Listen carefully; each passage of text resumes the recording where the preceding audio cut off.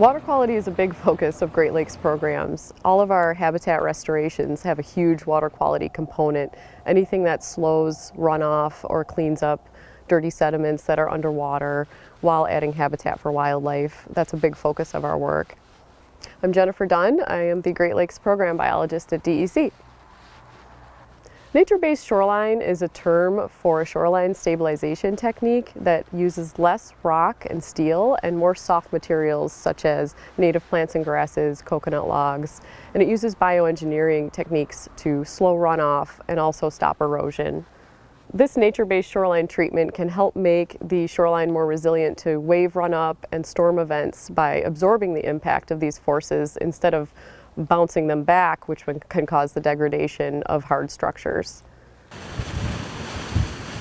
Following Superstorm Sandy, Governor Cuomo convened a group of experts that gave him several recommendations on how to increase the resiliency of our shorelines. And one of those included the use of nature-based features as not only a cost-saving measure for folks, but also as a better way to protect our shoreline.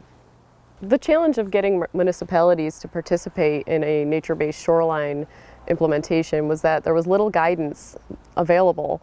Great Lakes programs responded to this by querying the groups that have property along the Niagara River and seeing if someone would be interested with a state injection of funds to implement one of these demonstration projects. The city of Tonawanda had recently applied for a permit to do an erosion control at a very popular park in the city of Tonawanda, Niawanda Park. It sees over 600,000 visitors a year.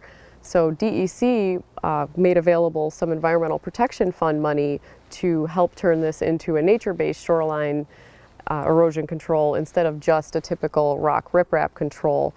And working with the city of Tonawanda engineer and the mayor, we came up with a design that used native plants and flowers, shrubs, and also met the goals of the city by keeping a nice view of the river and stabilizing the shoreline for the bike path and the walking path that they wanted to protect.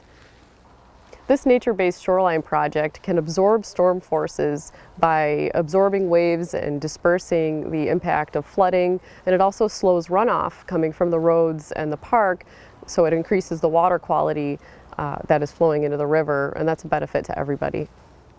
DEC has used what it's learned from this demonstration project along with others to create a natural resilience measures guidance that will be available on our website and also sent out to municipalities and non-government organizations in case they want to implement their own nature-based shoreline techniques.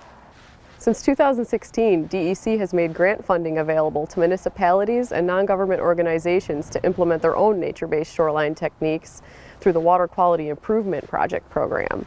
And to date, they've distributed over $1 million to groups in 7 different counties in the Great Lakes watershed.